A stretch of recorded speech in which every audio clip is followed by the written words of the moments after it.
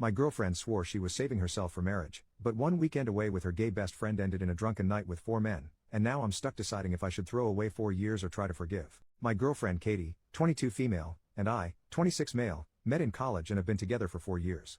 I'm the first person she's ever had a relationship with because her parents were very strict in high school. Our parents are religious and don't believe in lovemaking before marriage, and while I don't really care, she's very close with her parents, so we've been waiting.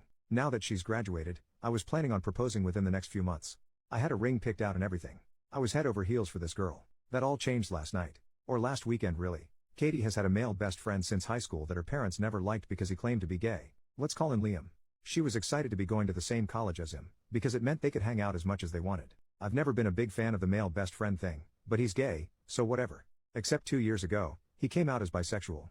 I never really liked the vibes when he was around her, so I asked Katie to stop hanging out with him alone. She accused me of not being supportive of him and trying to control her, just like her parents did. I told her it was her choice if she wanted to keep seeing him alone, but I wouldn't be sticking around for it. It was the biggest problem we'd ever had in our relationship, but we worked through it. The compromise was that Liam and his boyfriend could hang out with me and my girlfriend together, as couples, but never alone. I never wanted to cut her off from her friends. With this stipulation, however, the 4 of us only got together twice before Liam ended up transferring to a different college over the summer. My girlfriend stayed in contact with them over Discord, stayed friends with both of them when they broke up, and formed a gaming server with them and some of their other friends. Most of these friends were men, but she assured me nothing funny was going on. Most of them even had girlfriends, she said. Last weekend was Liam's birthday party, and he invited her. Katie wanted to talk to me about it first, to make sure I was okay with it. She said she wanted to go since she hadn't seen him in 2 years, and it was only a 2-hour drive away. A bunch of her friends from the Discord server that she had never met in person before were going to be there, women included, and Liam's girlfriend would be there too. Since I had a weekend trip planned, leaving Friday, returning Sunday, I unfortunately wouldn't be able to attend with her, but I told Katie I trusted her and had no problems with her going to see her friends. The problem started Saturday night. She texted me in the morning when she was leaving for the party, she texted me when she got there, and she texted me a couple times throughout the night to check in. Katie told me that she had planned on driving back around 9 or 10, but it was around that time that the text messages stopped. I assumed she was just having a good time and I didn't want to seem controlling, so I didn't bother her. I did stay up to watch her location and make sure she got home though, and she did, around 2 a.m. It was unusual, but I trusted her, and didn't want to make any assumptions. I would call her in the morning and she would explain that she just got carried away having fun with her friends, I thought.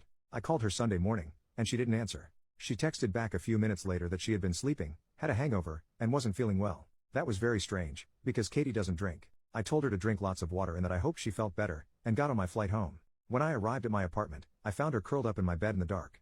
She has a key to my apartment, but hardly ever needs it because usually I'm with her to do the unlocking. I asked her why she hadn't stayed at her apartment to rest up, but she didn't say anything. Since then, the entire week, she has been saying she's not feeling well and has not left my room. She's taken off work, and I've been going home on my lunch breaks to make sure she was eating. I was worried about her, but in the back of my mind, I was also suspicious about what had happened at the party over the weekend. Late last night, Katie woke me up from the couch sobbing.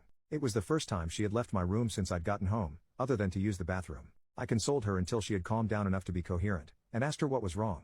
She told me she had done something horrible. She told me Saturday night, she had somehow gotten really drunk on accident, and Liam offered to drive her home. 3 of her friends from the gaming server on Discord got in a second car to follow them, to take Liam back home after they got to Katie's apartment. They helped her up the stairs and into her apartment. Then, she said, she made love with them.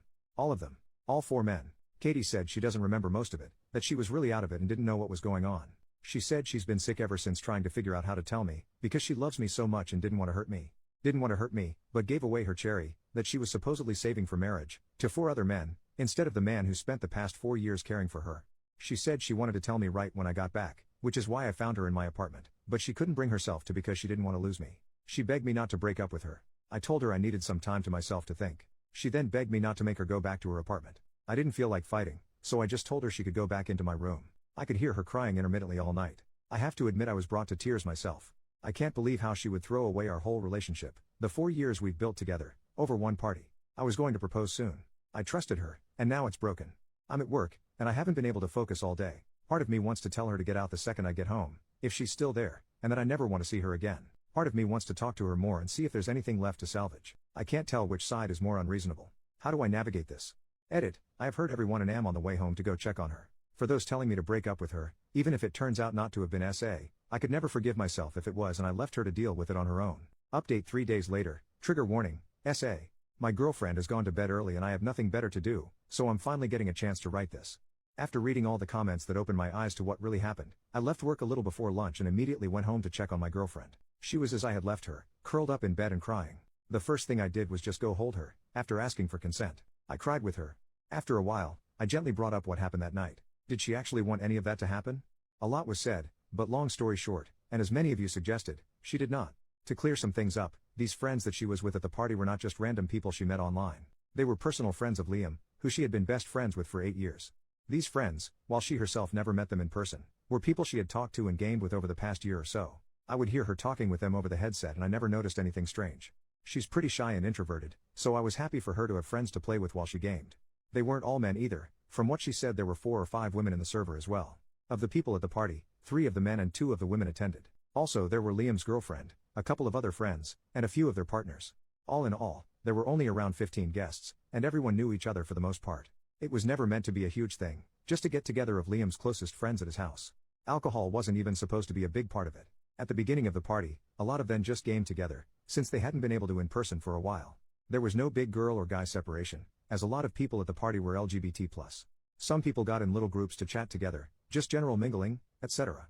About midway through the party, one of the guests poured everyone some mystery shots. Katie rejected it at first. Liam, however, urged her to for his birthday. When everyone else heard she'd never taken a shot before, they all egged her on too. It was just one shot. Liam insisted it would wear off well before time for her to head home, and if not, she could just wait however much longer until she felt comfortable driving. She felt like she had to. From that point, things got a little less clear. There was more hanging out. There was more alcohol. People, she wasn't sure which ones, kept handing her drinks and insisting. She didn't want to ruin Liam's party, and she knew if nothing else, he would look out for her. She didn't feel right, but Katie said she thought he would have told her if something was wrong, and he kept telling her everything was okay. She remembers feeling really sick. She remembers seeing others passed out on the couch. She remembers Liam saying he wanted to personally take her home, driving her car, to make sure she was okay. He felt bad he had let her get so messed up, he said. She remembers one of her friends from Discord telling Liam he would follow them in his car to take Liam back after, and she remembers 2 more guys from the Discord getting in his car. She remembers Liam giving her a bottle of water in the car to help her sober up. She remembers them carrying her up the stairs to her apartment and laughing. Being brought inside her apartment. I'm not going to describe any further than that. She didn't want any of what happened. Was she naive? Maybe. Did she probably miss some red flags, make some choices she shouldn't have? Sure. Katie did not deserve that. The fault belongs with the men who did it. She didn't want to file a police report, and I'm not giving her an ultimatum. I've read up a lot on how horrific that can be, and I'm in full support of her decision. Of course, if she ever changes her mind and decides she does want to file a report, I'll be there for her through that too. What we are going to do is see a doctor. Part of the reason Katie says she spent most of this time curled up in bed is that she has been in a lot of pain. She really doesn't want to be poked and prodded at down there, but after some convincing and assurance, she agreed. She's going to be seen on Monday, and also going to get pregnancy and STI testing, which we're equally worried about, done while we're there. Over the weekend we've talked a lot. We've both cried a lot. There's been lots of hugs, and giving space when needed. I have opened up the curtains in the bedroom so she gets sunlight in there at least. For anyone who is concerned, no, I'm not making her go back to her apartment. For the jerks who suggested it, no, I'm not leaving her, before or after her healing, to find someone who isn't damaged, and no, I will not be ratting her out to her parents. I'm taking the entirety of next week off to stay home and take care of her, go to as many doctor's appointments as needed, set up therapy, etc. I don't think I can ever make up for leaving her alone the way I did this past week, but I will be there for her through anything and everything that comes next, whatever that may mean. Again, thank you to everyone from my first post who helped me realize what an egocentric dummy I was being. Katie isn't okay right now, but hopefully we can get there.